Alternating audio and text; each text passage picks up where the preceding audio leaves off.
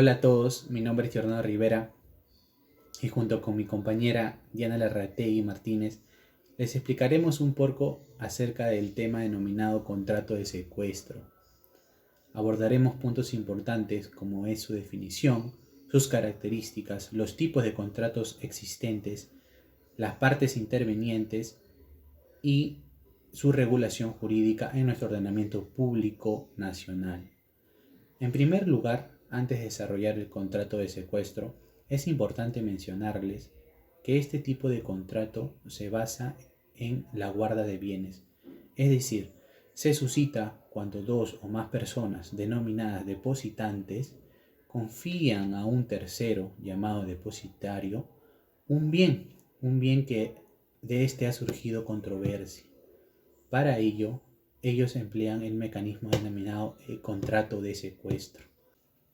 Bien, mencionaremos ahora las partes intervinientes. En primer lugar, encontramos al depositante, que es la persona que da a guardar el bien a otra. En segundo lugar, encontramos al depositario, que es la persona encargada de cuidar el bien hasta que una autoridad competente haga la devolución de este o se lo otorgue a una de las partes. Y como tercer punto encontramos a la autoridad competente, que en este caso vendría a ser un juez. Bien, entre las principales características del contrato de secuestro es necesario mencionar que es un contrato de naturaleza temporal, típico, real y general, por lo general es oneroso. También es necesario mencionar que transfiere la posesión y genera una obligación de hacer. Ahora, en tercer lugar, explicaremos acerca de las obligaciones de las partes, qué obligaciones estas contraen una vez que firman el contrato de secuestro. Dentro de las obligaciones que contraen las partes intervinientes, es necesario señalar que son distintas. Las obligaciones que contrae el depositante no son las mismas de las que contrae el depositario. Por ejemplo, el depositante tiene la obligación de entregar el bien, de pagar la contraprestación por el secuestro y gastar los pagos generados por ese contrato. Además, no debe de perpetuar la actividad del depositario.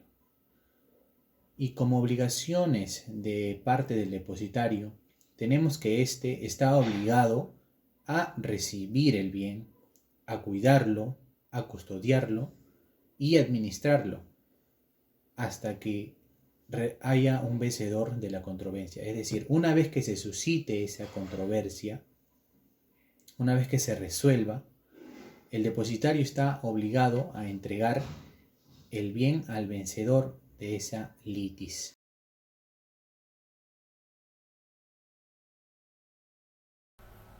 Bien, ahora vamos a hablar un poco de lo que son los derechos y obligaciones de las partes intervinientes, en específico de los depositantes, que vendrían a ser el derecho o obligación al entregar al depositario el bien en litigio en materia del depósito. También, si el depositario deviene, incapaz o muere, el depositante debe nombrar a su reemplazante.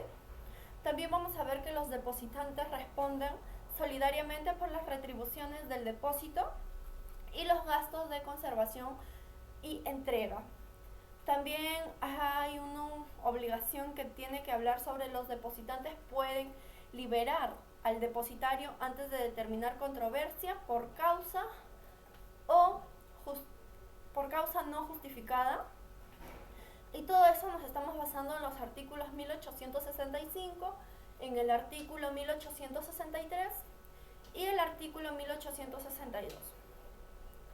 Luego vamos a hablar también de lo que vendría a ser el derecho o obligación del depositario, que vendría a ser que puede vender el bien en caso de que exista peligro.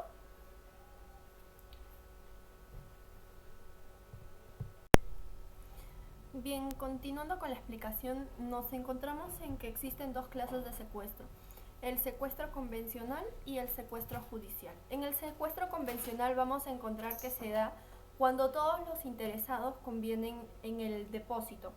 Y en el secuestro judicial se da por mandato de un juez. Ahora vamos a pasar un poco a explicar lo que son las características del contrato de secuestro. Las características del contrato de secuestro encontramos que es un contrato principal. También vamos a encontrar que es un contrato de principio, según el artículo 1863 del Código Civil. También vamos a ver que es un contrato de secuestro personalísimo, pues los depositantes escogen al depositario y a la persona en tercera en cuestión. También vamos a ver que es un contrato comunitativo, pues parte por los que conocen el antemano de los riesgos y sacrificios patrimoniales. Bien, para explicar un poco más a fondo lo que es el contrato de secuestro, nos vamos a basar en el artículo 1857 del Código Civil, donde dice que por el secuestro dos o más depositantes confían al depositario la custodia del bien que se encuentra en disputa o en controversia. Para eso vamos a añadir una pirámide donde se menciona las partes o las consecuencias que adquiere el contrato de secuestro. Vamos a comenzar porque el contrato de secuestro es remunerado, tiene lugar sobre la cosa cuya propiedad se encuentra en litigio y también devuelve la cosa cuando termina el litigio.